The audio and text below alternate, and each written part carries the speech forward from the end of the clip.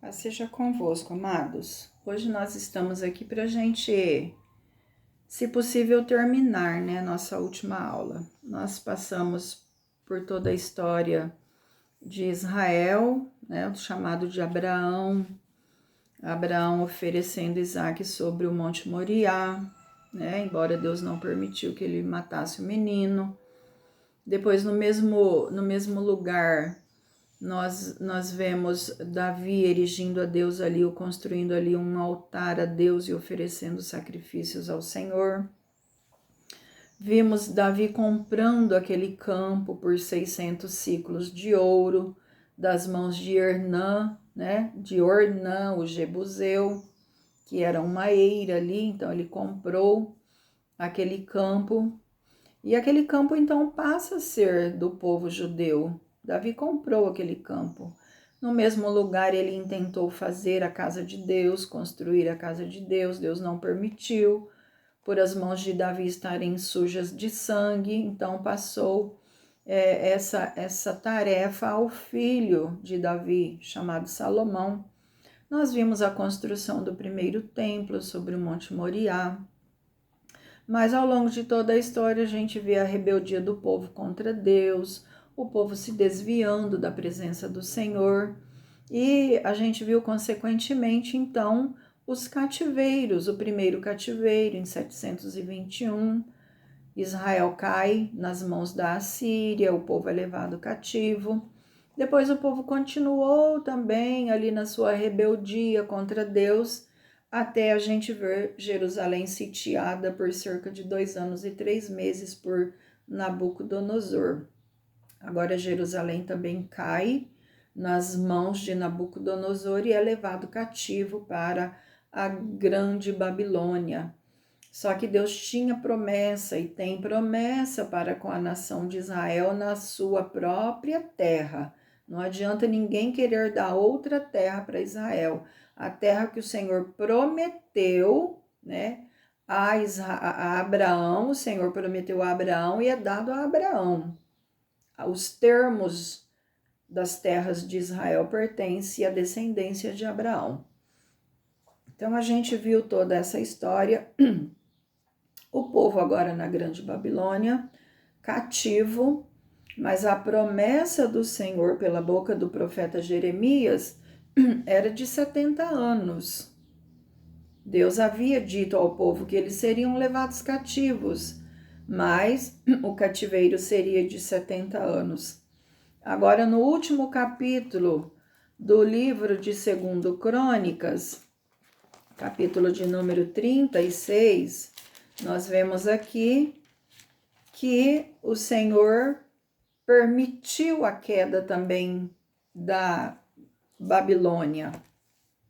Naquela noite, capítulo 5 do livro do profeta Daniel, está escrito: naquela noite Belsazar dava uma grande festa, ele dava um grande banquete a 1000 dos seus grandes. E ali uma festa muito regada a vinho, a orgias, ele, os seus grandes e as suas mulheres. Então pediram para que viesse até aquele ambiente os utensílios sagrados que o seu pai havia levado do templo do Senhor de Jerusalém. E eles começam então a se banquetear e a tomar vinhos nas taças, nos utensílios que tinham sido consagrados a Deus no templo de Salomão. E naquela noite, naquela mesma festa, aparecem uns dedos escrevendo na parede, e foi chamado Daniel para interpretar aquela inscrição na parede, aquela escrita ali na parede. E Deus tinha dito a Beltesazar: pesado foste na balança e foste achado em falta. E Deus falando que o reino estava sendo tomado das mãos de Belsazar e dado aos medos e aos persas. Naquela mesma noite, Babilônia caiu. Nós sabemos que não havia como os inimigos entrarem na cidade de Babilônia. Babilônia ela era orgulhosa a respeito disso. Mesmo se Babilônia fosse cercada pelo inimigo, Babilônia ela tinha uma provisão para cerca de 20 anos. Então não tinha como Babilônia cair nas mãos dos inimigos. Ela era uma cidade invencível. Mas quando Deus quer agir, não há impedimentos, não há impossível ao Senhor. O povo de Israel estava cativo lá e Deus precisava retirá-los de lá. Os medos e os persas, analisando toda a cidade de Babilônia, eles perceberam que o grande rio Eufrates entrava pelos muros, né, e regava a cidade de Babilônia. E o que eles fizeram? Eles secaram o leito do rio e entraram pelo leito seco do rio. E naquela noite Deus deu vitória ao povo de Israel que estava na Babilônia. Porque agora se levanta Ciro, o rei da Pérsia, e aqui, ó, 2 Crônicas, capítulo 36, diz que, porém, no primeiro ano de Ciro, rei da Pérsia, para que se cumprisse a palavra do Senhor por boca de Jeremias, despertou o Senhor o espírito de Ciro, rei da Pérsia, o qual fez passar o pregão por todo o seu reino, como também está escrito, dizendo: assim diz Ciro, rei da Pérsia: o Senhor Deus do céu me deu todos os reinos da terra e me encarregou de lhe edificar uma casa em Jerusalém, que está em Judá. Quem dentre vós é de todo o seu povo, que suba, e o Senhor seu Deus seja com ele. Então, no primeiro ano do reinado de Ciro, ele emite esse decreto, Deus usando Ciro para libertar o povo que estava cativo na Grande Babilônia. Agora, então, o povo volta, né? O povo regressa. Em 520 a.C., nós vemos voltando para Jerusalém Zorobabel. E Zorobabel ele chega com a intenção de erguer esse templo, de construir novamente essa casa de Deus. E ele chega e ele começa então a construção do templo. E nós vimos que não foi nada fácil, porque quem voltou com Zorobabel e começou a construção desse templo, começou com uma garra, com um ânimo, né? E de repente esse ânimo foi dando lugar a um profundo desânimo. E o povo então, que tinha começado já a construção, abandonaram essa construção. E então, um pouco mais adiante, o Senhor levanta o profeta Ageu, um dos profetas menores, e anima novamente o povo a voltar então a construir a casa de Deus. E agora, eles, animados pela palavra do Senhor através da vida do profeta Ageu, eles iniciam novamente a reconstrução do templo, e eles terminam então a construção do templo, levando ali cerca de 17 anos. E Ageu, ele exortava o povo, porque quem olhou e viu o término da construção, eles levantaram a voz e choraram. E eles lembraram, né, que nem de longe o templo de Zorobabel lembrava o templo de Salomão. O templo de Salomão era exuberante demais. Eles choraram. Mas o profeta Ageu anima o povo dizendo: a glória da segunda casa será maior do que a da primeira. Ageu capítulo 2, versículo 9. A glória da segunda casa será maior. Por quê? Porque é nesse templo que Jesus lá adiante ele vai aparecer. Nós vamos ver José e Maria levando aquela criança para ser apresentada ao Senhor aos 42 dias de vida. É nesse templo que Jesus estará então aos 12 anos de idade no meio dos sábios da época, né? É nesse templo que Jesus aparecerá. Então a glória dessa segunda casa será maior do que a da primeira. Então o povo se anima. Então houve essa construção em 520 a.C. Em 545 nós vemos o Neemias voltando para a cidade de Jerusalém para reconstruir os muros que haviam sido queimados a fogo e as suas portas. Ele veio para a reconstrução dos muros e das portas. Mas em 332 nós vimos então que o Império Medo-Persa passa. E agora se levanta um outro império em 332 a.C. Agora quem se levanta é o Império Greco-Macedônico. Como diz Daniel capítulo 7 aqui, ó. Eis que eu continuei olhando, e aqui um outro animal, semelhante a um leopardo. Então, os outros dois animais da visão de Daniel aqui no capítulo de número 7 já havia passado, 7 já havia passado. O leão já havia passado, que era o Império Babilônio. O urso já tinha passado, que era o Império Medo-Persa. Agora se levanta esse outro animal, que era um leopardo.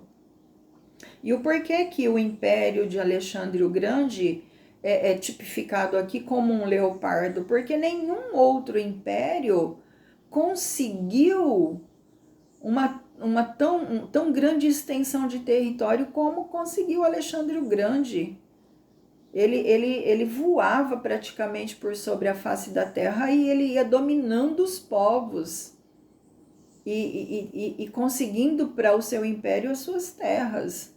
Porque o leopardo é um dos animais mais velozes do mundo.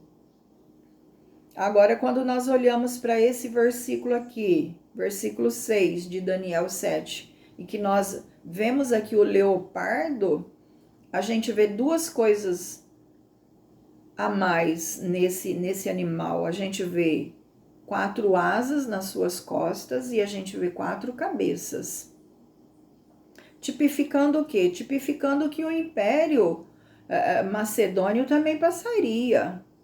Alexandre o Grande, ele reinou por cerca de 12, 13 anos. Ele morreu muito jovem, se eu não me engano, com 32 anos de vida. Morreu muito jovem, ele governou pouco tempo. Agora o seu império passou, o seu império caiu, ele foi dividido, porque Alexandre Magno ele não tinha descendentes, não deixou ninguém no trono. Então o seu império foi dividido em 4, olha só, as 4 asas e as 4 cabeças. Agora o seu reino dividido em 4 passa para as mãos dos seus 4 generais do seu exército. E esses generais agora governam, né, certos territórios. E o território de Israel nessa época ficou debaixo das mãos de Antíoco Epifânio. Antíoco Epifânio foi a personificação do próprio mal. Ele chega e ele retoma, e ele toma Jerusalém, ele toma o templo de Deus, ele saqueia por completo o templo de Deus, ele aboliu por completo a religião judaica, ninguém podia desenvolver ali a sua fé, a família, as famílias não podiam circuncidar os seus filhos, os pais de famílias que circuncidassem os seus filhos eram retalhados na base do chicote, eram pregados em cruz, né? Nas cruzes, e quando eles estavam ali agonizando diante da morte, Antíoco Epifânio fazia morrer diante desses pais de família, matavam ali então as suas mulheres e as suas crianças. Tamanho era o ódio contra a nação de Israel. Ele sacrificou altares ao seu Deus dentro da casa de Deus. E sobre o altar que ele sacrificou ali dentro do templo de Zorobabel, ele fez com que sacrificassem porcos sobre aquele altar. Coisa que era abominável a todo judeu. Porque no Antigo Testamento o porco era considerado um animal imundo. Pela religião judaica é considerado um animal imundo. E ele pediu que erigissem altares por todo Israel e que sobre esses altares não passasse um dia sequer sem que fosse sacrificado esses porcos sobre os altares. Então Antíoco Epifânio fez toda essa maldade com o povo judeu. Até que por volta do ano 165 a.C., levanta a família dos Macabeus. Estudar sobre a história dos Macabeus é incrível, porque os Macabeus se levantam, sufocam todo esse ódio de Antíoco Epifânio e eles retomam, eles conseguem dominar a cidade de Jerusalém e eles retomam e dominam agora também o templo de Deus. E eles fazem uma reconsagração do templo ao Senhor. E nesse dia em que houve essa revolta dos Macabeus, houve essa vitória dos Macabeus, houve ali, então, é instituído a celebração da festa de Hanukkah. O povo de Israel, todo judeu, até hoje celebra a festa de Hanukkah, porque é um memorial para lembrar as gerações futuras de que Deus libertou o povo judeu das mãos dos Macabeus, de Antíoco Epifânio, por mãos dos Macabeus. Isso é muito lindo quando nós estudamos toda essa história. Então, a família dos Macabeus conseguiu essa proeza de livrar a Israel das mãos de Antíoco Epifânio. E aí o tempo foi passando, né? O tempo é decrescente, nós vamos chegar agora no ano de 63 antes de Cristo, que nós vamos ver então aqui outro animal entrando em cena. Daniel capítulo 7, versículo 7 agora. Depois disso, eu continuava olhando nas visões da noite, e eis aqui o quarto animal, terrível, espantoso e sobremodo forte, o qual tinha grandes dentes de ferro. Ele devorava e fazia em pedaços, e pisava os pés o que sobejava. Era diferente de todos os animais que apareceram antes dele, e tinha 10 chifres. Agora nós vemos o pior de todos os animais, terrível e espantoso, e de grandes dentes de ferro, devorava tudo e a todos, pisava, né? Agora Israel então fica debaixo da tirania do Império Romano. O Império Romano durou 6 longos séculos, agora Israel estava debaixo desse domínio, e sempre havia então rebelião do povo contra o governo de Roma. E a história foi desenrolando até no ano 37, de 37 a 4 antes de Cristo, nós vemos que quem governa os territórios, né, de Judá, de Jerusalém ali, agora é Herodes o Grande.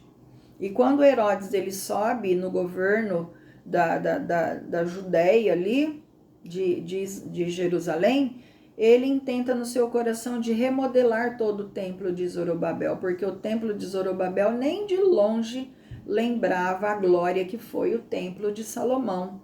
E ele propõe no seu coração reformar o templo, e ele reforma. E diz o historiador judeu chamado Flávio Joséfo que o templo de Herodes era todo folhado, ele era de mármore, todo folhado a ouro, e visto de longe, mas parecia uma montanha coberta de neve reluzente ao sol, de tão lindo que era o templo de Herodes. E disse que quem nunca viu o templo de Herodes, nunca viu uma bela construção.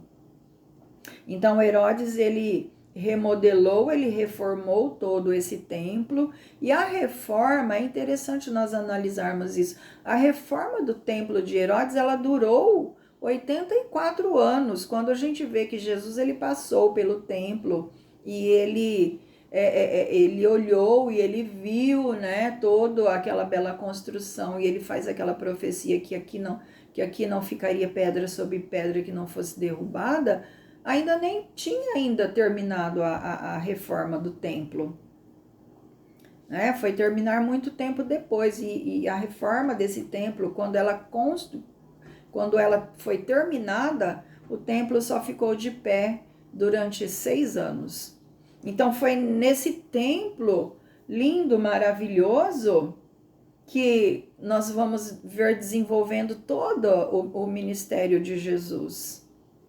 Foi nesse templo que chegou José e Maria com aquela pequena criança que foi levada para ser apresentada a Deus, Simeão toma aquele menino nos braços e louva e agradece a Deus, dizendo que Deus já poderia despedi-lo em paz, porque os olhos dele já viram a salvação que foi preparada para o povo judeu, bem como para todas as nações. É glorioso tudo isso, é maravilhoso demais. É nesse templo que Jesus ele chega, né, e desenvolve todo o seu ministério. Só que esse templo, depois de construído, ele só ficou de pé 6 anos, até na era 70 depois de Cristo, que nós vemos. Então, só um detalhe aqui, o templo ele levou 84 anos, que foi do ano 20 antes de Cristo a 64 depois de Cristo. E 7 anos depois, então, houve a destruição desse templo, quando houve novamente uma outra rebelião do povo judeu contra o governo de Roma, e Vespasiano, então, que era o imperador romano nessa época, ele envia para a cidade de Jerusalém o general do seu exército, chamado Tito. E Tito também era filho de Vespasiano. Tito ele chega na cidade de Jerusalém para sufocar aquela rebelião, para retomar a cidade de Jerusalém, e ele dá ordens expressas aos seus soldados que deixem o templo de Herodes de pé. Não era para destruir, mas um dos seus generais, ele agindo por impulso, ele lançou uma tocha acesa na entrada do templo, e em pouco tempo todo o templo de Herodes estava incendiado. E aí se cumpriu, então, a palavra do Senhor aos seus discípulos, que não ficaria ali pedra sobre pedra, porque o templo de Herodes era todo revestido de ouro por dentro, todo revestido de ouro. E quando os soldados viram aquele templo pegando fogo, o ouro escorria das paredes. E na ânsia de recuperar todo aquele ouro, os soldados derrubaram pedra por pedra para que se recuperasse, então, aquele ouro. Então, a gente viu, né? Assim terminou Jerusalém, no dia 8 de setembro do ano 70. 8 de setembro do ano 70 da nossa era. E a destruição de Jerusalém custou a vida de cerca de 1.100.000 homens que estavam presos dentro dos muros de Jerusalém quando o general Tito invadiu Jerusalém. 1.100.000 homens que havia subido até Jerusalém para a celebração da festa da Páscoa. Quando nós olhamos para toda a luta de sobrevivência do povo judeu, a gente sempre vê o inimigo sempre invadindo a cidade de Jerusalém, ou invadindo, indo para cima do povo, aterrorizando o povo. Sempre eles procuram atingir o povo quando eles estão nas celebrações das festas. Depois, mais adiante, a gente vai falar a respeito da festa da guerra do Yom Kippur. O povo foi terrivelmente aterrorizado pelos árabes quando eles celebravam a festa do Yom Kippur. Esse mês aqui, de outubro, nós vimos o Hamas aterrorizando Israel, e isso aconteceu justamente no último dia da celebração da festa dos tabernáculos. Então, o inimigo sempre ataca Israel quando eles estão celebrando a Deus nas suas festas. Então, assim terminou Jerusalém no ano 8 de setembro do ano 70 e custou a vida de 1.100.000 homens que estavam ali celebrando a Deus. Agora, Tito, ele poupa a vida de alguns moradores de Jerusalém, e ele tinha saqueado o templo, pegado objetos sagrados do templo, candelabro de ouro de 7 braços, e junto com essas pessoas que foram poupadas, e elas foram poupadas então para adornar a entrada triunfal do general Tito em Roma, quando ele voltou de Roma. Tipo, olha, eu fui o vencedor de toda essa batalha. Então, para que se adornasse essa marcha triunfal dele ao entrar em Roma, essas pessoas foram poupadas e os utensílios sagrados do templo foram levados para lá. Foi erigido ali em Roma um monumento chamado Arco de Tito, para lembrar que Tito havia vencido aquela batalha. Mas hoje, quando nós olhamos para o Arco de Tito, nós podemos lembrar o quão é falível os impérios do mundo todo, mas que Jerusalém ela continuou e ela continua e sempre continuará de pé para a glória do nome do Senhor que cuida de Israel. O Império Romano passou, mas Jerusalém está lá, o povo judeu está lá como sempre esteve. Então, depois do ano 70, o povo que ficou na terra foi desenvolvendo a sua vida até que uma outra rebelião agora em 135 da nossa era, eles se rebelaram então contra o governo de Roma, porque muita era a tirania desse governo contra o povo, e eles acharam então naquele ano a situação tão insuportável, a tirania de Roma contra eles, tão insuportável, a dor era tamanha, que o povo achou que era hora de Deus intervir e mandar então o Messias para que libertasse o povo da tirania das mãos do Império Romano. Então foi nessa época que se levanta um líder chamado Bar Kokhba, e o povo olhou para esse homem e aceitou Bar Kokhba como sendo o Messias enviado por Deus, né? Então muitos ali em Israel saudaram Bar Kokhba como sendo o Messias, e por fim ele mesmo se declarou como o Messias. Ele controlou toda a situação da região por cerca de 3 anos. Mas o que aconteceu nessa época? Governava um imperador cruel chamado Adriano. E Adriano, então, ele sufoca toda essa rebelião, ele retoma novamente a cidade de Jerusalém, retoma todos os termos de Israel, e é neste ano de 135 da nossa era que Adriano ele expulsa por completo todo o povo judeu das terras de Israel. Agora, ele muda o nome de Jerusalém, ele põe a Elia Capitolina em honra ao seu deus Júpiter Capitolino, e ele troca também o nome de Israel. A terra de Israel ele dá o nome de Palestina. Palestina nada mais, nada menos significa do que terra dos filisteus. E aí então a diáspora, o povo de Israel teve que sair errante pela face da terra.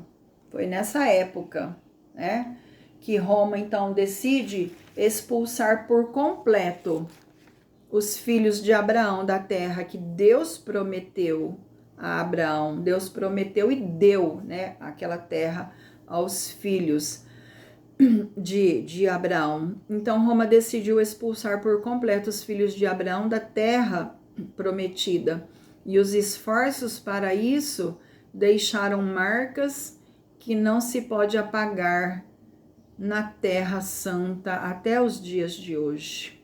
Foi terrível demais o que Adriano fez. Então o nome do Senhor, Deus de Israel, foi blasfemado entre as nações. A gente vê Deus falando isso lá em Ezequiel, no capítulo de número 36, dos versículos 23 e 24. Até o versículo 32 a gente vê isso. Que o nome do Senhor foi blasfemado entre as nações, porque aqueles termos Deus deu Deus deu aos filhos de Abraão. Agora os filhos de Abraão estavam errantes por todo o mundo. E depois dessa era aqui, né, depois do ano 135 da nossa era, a gente vai ver o povo de Israel pelo mundo, esparramado pelo mundo. E Israel, então, a terra de Israel, agora a Palestina, ficou debaixo do domínio de vários povos. Nós vemos que os bizantinos, os cruzados, os muçulmanos, os seljúcidas, os turcos otomanos e, por fim, os britânicos governaram aquela terra.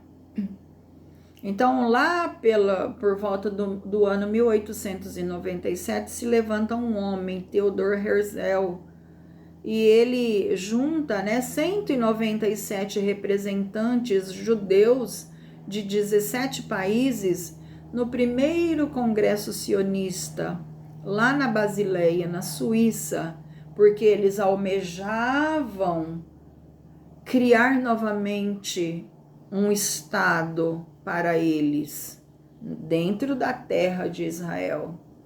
Era o sonho sionista que estava nascendo ali. Mas antes que Israel se levantasse novamente como nação, a gente vê se erguendo na história Adolf Hitler, né? Agora, a gente vê que Adolf Hitler, ele nasceu na Áustria no dia 20 de abril de 1889 e ele sobe no poder em 1933. Durante os 12 anos que reinou, cidades inteiras foram bombardeadas, aldeias arrasadas, mais de 50 milhões de mortos, dos quais 6 milhões eram judeus. Desses 6 milhões de judeus, cerca de 2 milhões eram crianças. Agora a gente vê as atrocidades que Adolf Hitler fez. Quando lemos sobre as atrocidades que Hitler fez, mudamos totalmente a nossa definição do mal. Ele foi responsável pela morte de 6 milhões de judeus. É inimaginável tudo isso. Como o povo judeu sofreu ao longo de toda a história. E agora no Holocausto, quanta dor. A gente não consegue encontrar palavras para descrever tamanho genocídio. É uma palavra que nos dias atuais tem sido famosa, essa frase genocídio, genocida. As pessoas não têm noção do que significa essa palavra. Adolf Hitler foi responsável pela morte de 50 milhões de pessoas. O povo judeu foi caçado e assassinado pelos nazistas, onde quer que fosse encontrado, e pela única e simples razão: serem judeus.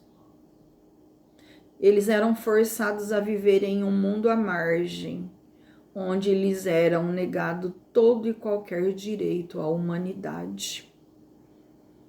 Só no campo de Auschwitz, na Polônia, no pico das suas atividades, esse campo de Auschwitz foi responsável pela morte de 12 mil pessoas por dia. Isso mesmo que vocês ouviram. Auschwitz, na Polônia, no pico das suas atividades, foi responsável por cerca de 12 mil mortes por dia.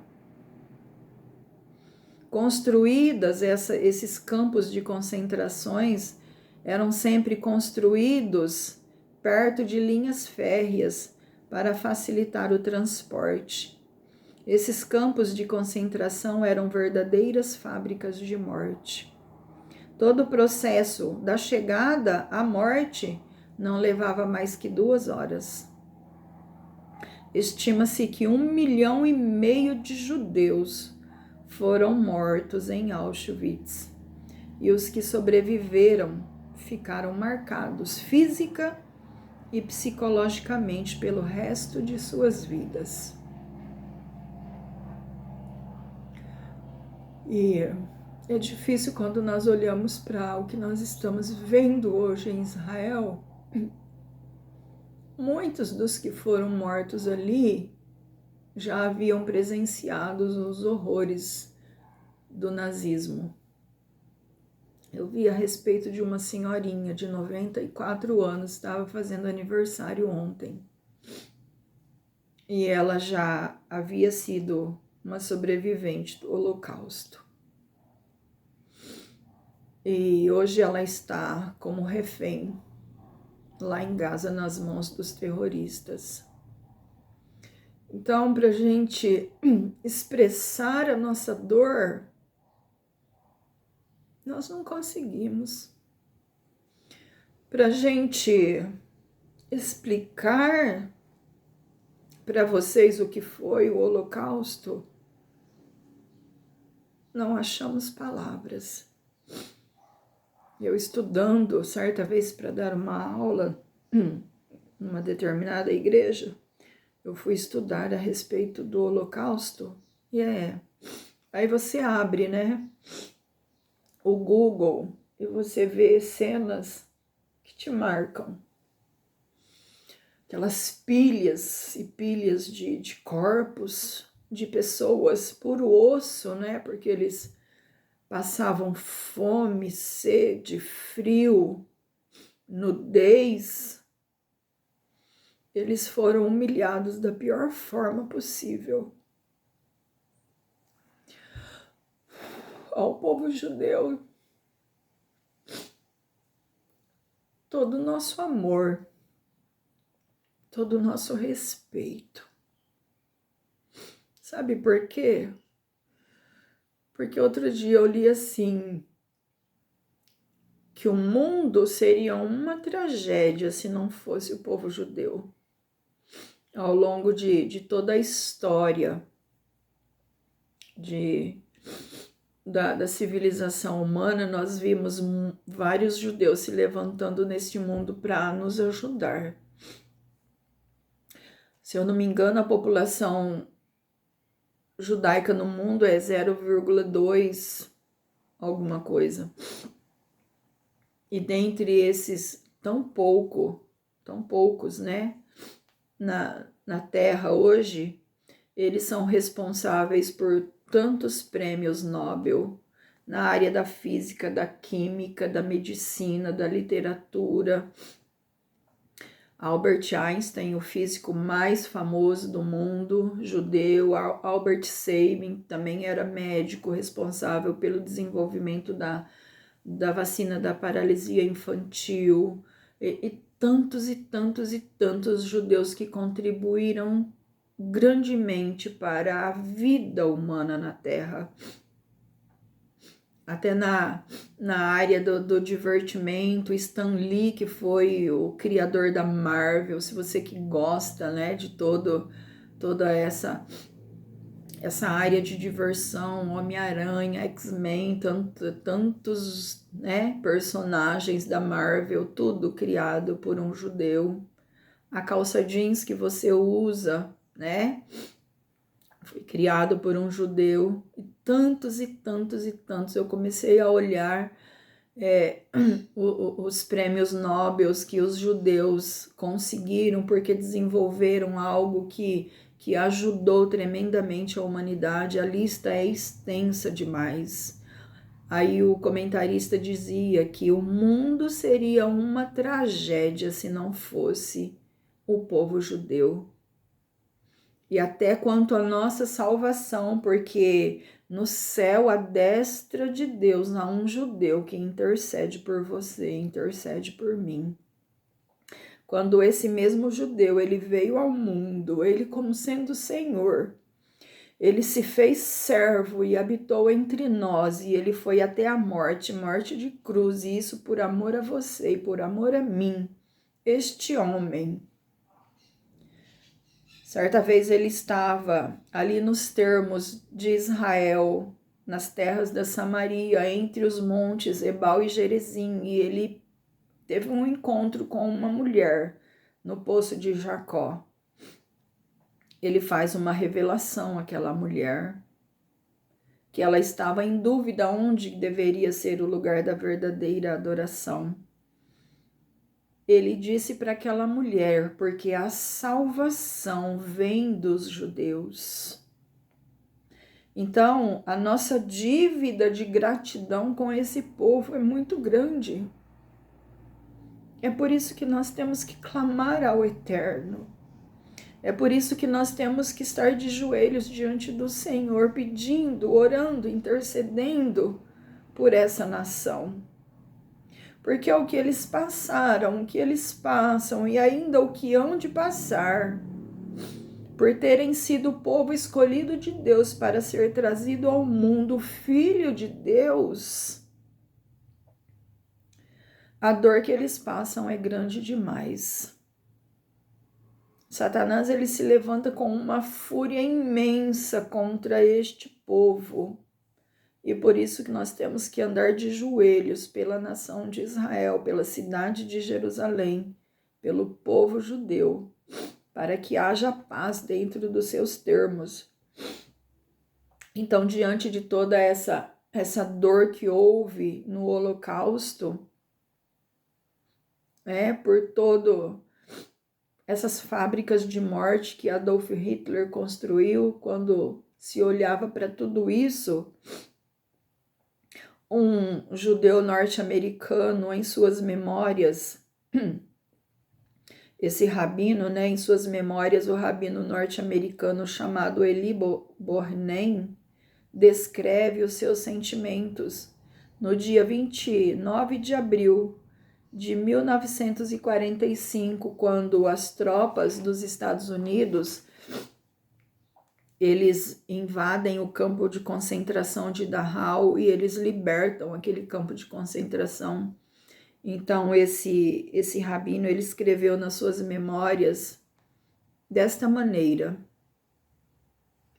eu tinha a sensação de ter que pedir desculpas ao nosso cachorro pelo fato de pertencer à raça humana. Ele se achava pior do que o cachorro que ele tinha.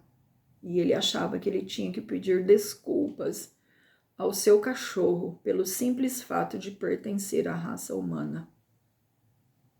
Tamanho foi os horrores do Holocausto, sofrido debaixo da tirania de Adolf Hitler.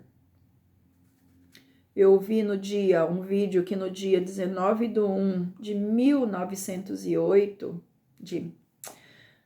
no dia 19 de janeiro de 2008, a cabeça da gente fica meio atordoada, né? 19 de janeiro de 2008 eu vi quando George Bush era presidente dos Estados Unidos. Ele foi até Jerusalém, no memorial das vítimas do Holocausto. Ele foi lá no Yad Vashem e ele chora no Yad Vashem quando ele vê tudo aquilo. Eu tinha e tenho um desejo no meu coração de conhecer esse lugar, o Yad Vashem. É interessante quando você vê vídeos, vê foto, e eu gostaria de um dia pisar naquele lugar e relembrar um pouco de toda a história. Ali você vê fotos e fotos e fotos. Você vê memorial dos justos entre as nações, de pessoas que ajudaram a salvar judeus do mundo todo. Eu gostaria de conhecer esse lugar. Então, o presidente dos Estados Unidos foi no Yad Vashem e ele não se controlou e ele chorou. E ele disse: deveríamos ter bombardeado Auschwitz. Não é fácil. Mas Hitler, na década, de 30, de 40, ele disse que dentro de 500 ou 600 anos, ele seria conhecido como o homem que de uma vez por toda eliminara a peste judaica do mundo. Isso é forte demais. Dentro de 500 ou 600 anos, ele seria conhecido como o homem que de uma vez por todas eliminara a peste judaica do mundo. Só que o profeta Isaías 43:13 disse: agindo eu, quem impedirá? Deus guardava a nação de Israel. Deus guardou a nação de Israel. E nós vemos então, em 1948, Israel se levantando novamente como nação. Todos os tiranos que passaram pelo mundo para matar e acabar com Israel não conseguiu. Adolf Hitler não conseguiu eliminar o povo judeu da face da terra. Às 4h30 da tarde do dia 14 de maio de 1948, David Ben-Gurion se levanta no saguão do Museu de Tel Aviv e declara: o Estado de Israel acaba de nascer. Que coisa gloriosa, que coisa maravilhosa. O Estado de Israel acaba de nascer.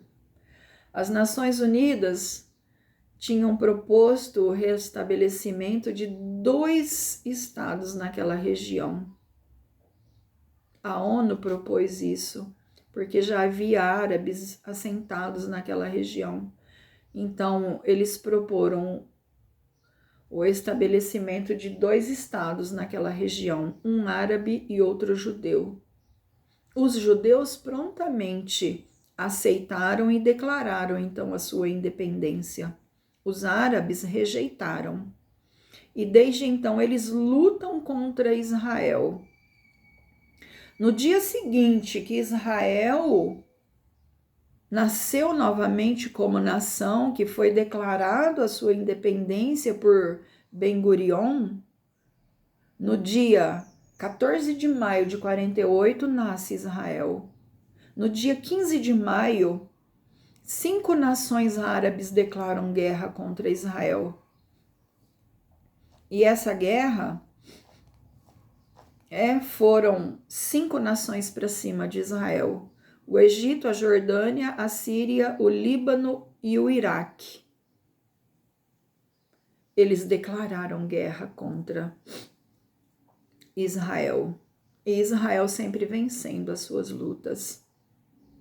Sempre vencendo as suas guerras. Nessa época aqui, nós sabemos que Jerusalém ela era dividida ao meio.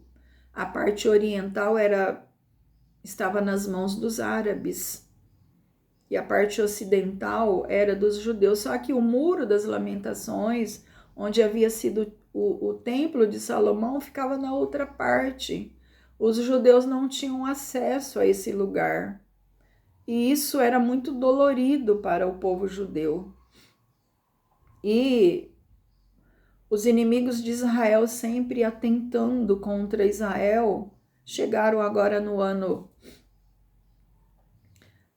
1967, em que nós vemos aqui a Guerra dos 6 Dias.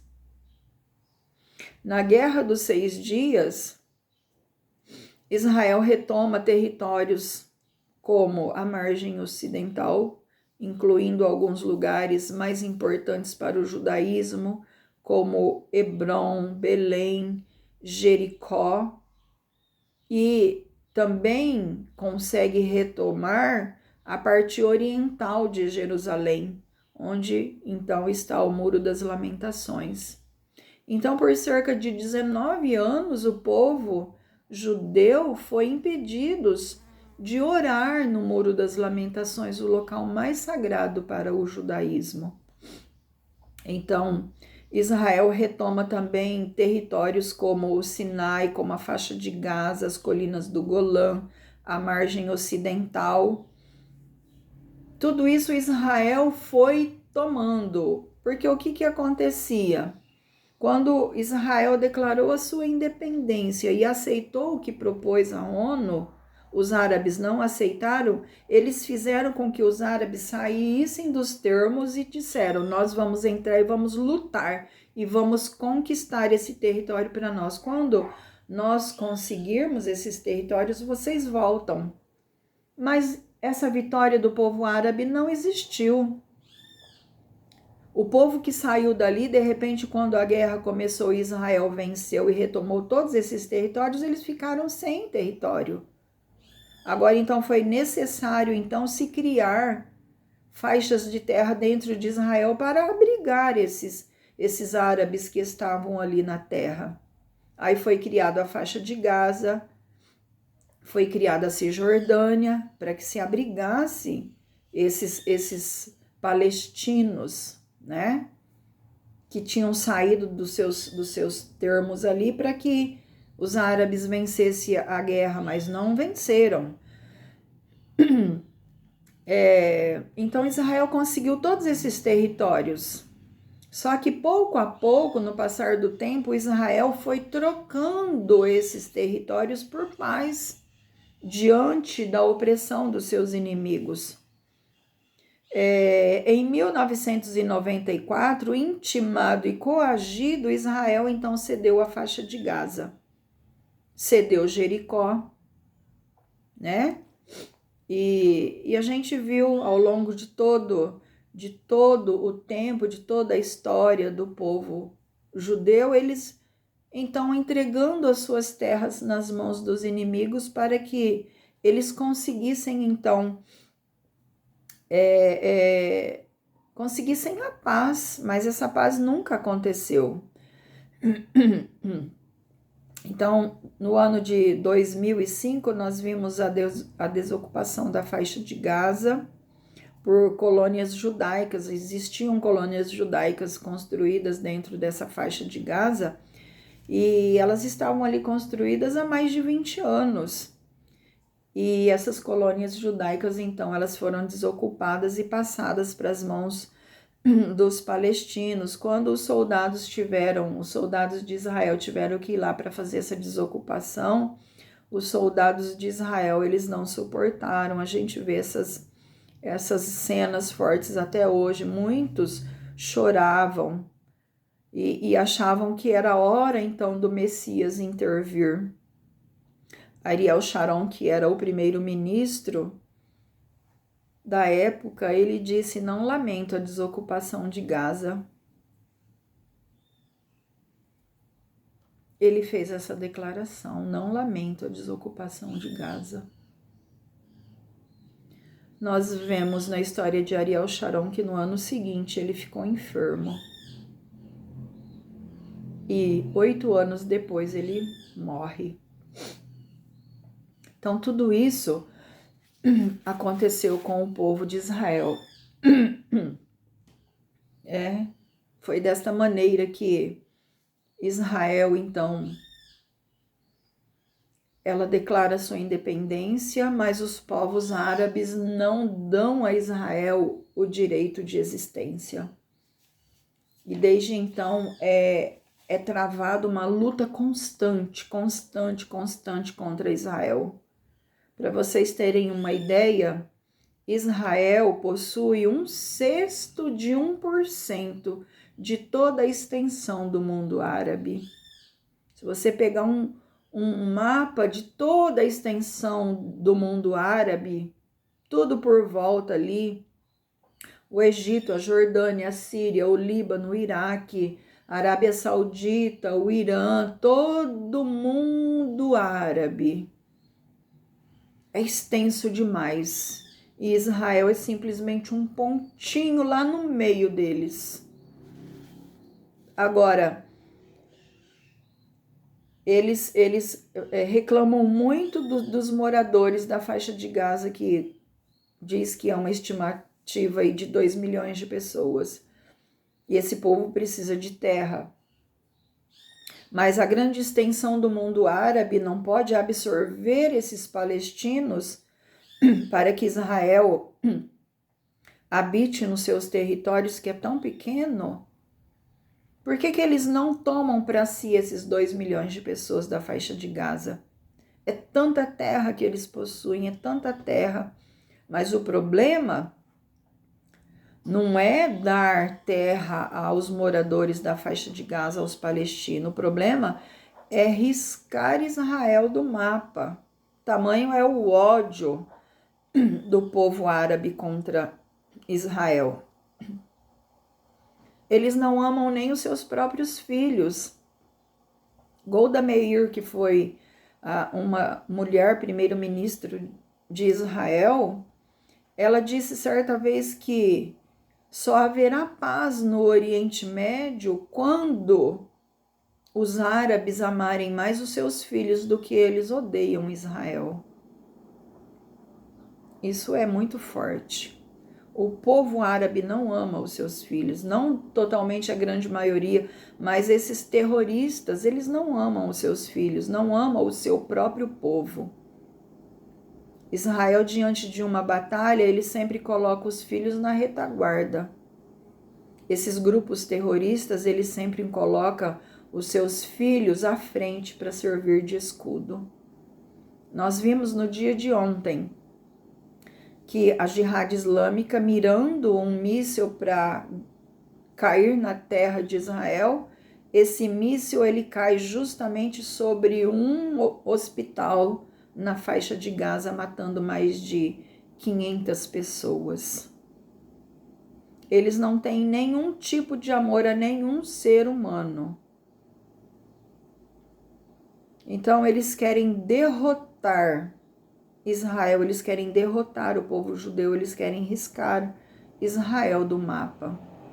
Só que eles se esquecem que quem luta por eles é o Todo-Poderoso. Deus é tremendo e não deixará Israel desamparado, embora a gente vê muita dor, muito choro, mas Israel não será destruído, porque Deus é quem luta por eles. Então, quando nós olhamos para os termos de Israel, para a cidade de Jerusalém, nós sabemos que Jerusalém ela nunca foi sagrada para os muçulmanos. Eles reivindicam muito Jerusalém, mas Jerusalém nunca foi sagrada para os muçulmanos. Jerusalém nem é citada uma única vez no Alcorão. Ela nunca foi citada e não é citada nem uma única vez no Alcorão. Maomé nunca pisou em Jerusalém. Nunca pisou. Agora, na Bíblia Sagrada, Jerusalém é citada mais de 800 vezes e é a peça central do plano de Deus a toda a humanidade. Então, quando nós olhamos hoje para Jerusalém, nós vemos lá a construção do Domo da Rocha, aquela cúpula dourada. Ela foi construída em 692 e por volta ela era uma igreja, né, bizantina, e por volta do ano 711, ou seja, 80 anos depois da morte de Maomé, a igreja em estilo bizantino que existia no Monte do Templo, ela foi transformada numa mesquita, acrescentando-lhe uma cúpula para que se parecesse a mesquita distante que é revelada lá no Alcorão. Então, essa é o Domo da Rocha. Agora, a mesquita de Al-Aqsa, que ela está mais ao sul do Monte do Templo, né? Especialistas em Alcorão já compararam ou já comprovaram que Maomé se referiu à mesquita de Meca como sendo a mesquita sagrada e a mesquita de Medina como a mesquita distante. Olha só a confusão que eles fazem. Então é uma guerra espiritual muito grande. E nós vemos então que Satanás ele tenta usurpar aquilo que pertence a Deus. Então, existe sobre o monte do templo, onde Abraão ofereceu Isaac, onde Davi comprou das mãos de Ornão, Jebuseu, onde Salomão construiu o templo, hoje ali está construído o Domo da Rocha, e a Mesquita de Al-Aqsa. E eles se referem a essas duas mesquitas como sendo uma, a mesquita sagrada, e a outra como sendo a mesquita distante, que é descrito lá no Alcorão. Mas já é comprovado, né, que a mesquita de Meca é a mesquita sagrada e a mesquita de Medina é a mesquita distante que está escrito lá no Alcorão. Então, isso aí é uma tentativa de Satanás usurpar aquilo que pertence a Deus. Agora, quem são os palestinos? Peters, ela foi assessora da Casa Branca para assuntos do Oriente Médio, ela pesquisou exaustivamente a respeito da história do povo palestino e descobriu que a maioria dos indivíduos que são chamados de palestinos chegaram àquela região nos últimos 80 anos, vindo de muitos países árabes. Agora, enquanto o povo judeu tem vivido ali por mais de 3.000 anos, desde os tempos de Josué. E quando nós olhamos para toda a história do povo árabe, no início, quando eu sempre ministrava esse estudo, eu falava sempre de Yasser Arafat. Arafat, ele não era palestino, ele não nasceu nos termos da Palestina. Arafat, ele nascera no Cairo, no Egito, em 1929, e era o líder da autoridade palestina, presidente da Organização para a Libertação da Palestina. Em 1929, durante o estabelecimento de Israel como nação, deixa eu passar direito a informação. Ele não era palestino, ele nasceu no Cairo, no Egito, em 1929, e durante o estabelecimento de Israel como nação, em 1948, ele ainda vivia no Egito. Ele era muçulmano praticante. Durante a década de 60, ajudou então a fundar a Fatah, que era o grupo terrorista palestino que luta contra Israel, atacando alvos civis. E depois de uma longa carreira como arquiteto do terror, ele começa a participar de várias conferências de paz. E pasmem vocês, Yasser Arafat chegou a ganhar o Prêmio Nobel da Paz em 1996. E um dos membros do comitê do Prêmio Nobel da Paz pediu demissão, dizendo que o passado de Yasser Arafat, era muito manchado de sangue e que era uma degradação dá-lo a alguém tão desqualificado. Então, por que a gente vê tanto ódio, né? Tanto ódio do povo árabe contra Israel? Então, se a gente olhar para dentro do livro sagrado do Islã, o Alcorão, há mais de 200 citações no Alcorão, conclamando os muçulmanos à luta contra judeus, cristãos e não cristãos. Então, de que maneira haverá paz? Nós sabemos que não haverá paz, porque isso está no livro sagrado deles. O objetivo dos povos árabes ali é instalar o califado no mundo, e para isso você e eu, nós temos que desaparecer da face da terra. Porque o que importa para eles é somente a religião deles. E para implantar isso no mundo, custe o que custar, eles vão até as últimas consequências. Então, esse é todo o ódio do mundo árabe contra Israel, desses terroristas, né, que se lançam nessa guerra que para eles é uma guerra santa, porque o livro sagrado deles diz assim: é uma guerra santa. E Israel tem que ser varrido do mapa. Então nós vemos que tudo isso é a briga entre dois irmãos lá em Abraão, entre o filho da serva e o filho da promessa, nascido de Sara. Essa guerra persiste até o dia de hoje. Só que a Bíblia nos revela que o guarda de Israel, ele não dorme, ele não cochila.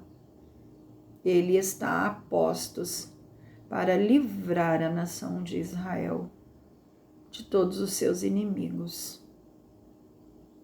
Deus há de intervir. Nesse meio tempo eu não sei o que acontecerá no mundo, mas nós, biblicamente falando, quando nós olhamos para o livro do profeta Zacarias, nós vemos que todas as nações da terra, congregados, subindo contra Jerusalém. E nesse dia haverá uma intervenção divina, porque a Bíblia nos fala e nos revela que o próprio Senhor Jesus, ele descerá sobre o Monte das Oliveiras para livrar a Israel, para livrar o seu povo, livrar toda a descendência de Abraão. Israel está lutando e vencendo as suas guerras, mas quando as forças acabarem, o próprio Deus se manifestará e lutará por eles. Que nós estejamos sempre de joelhos dobrados por esta nação, pelo povo judeu, em gratidão por tudo quanto eles fizeram e por, através deles, Jesus ter se revelado ao mundo, nascido e morrido pelos nossos pecados. Que Deus abençoe a vida de cada um de vocês.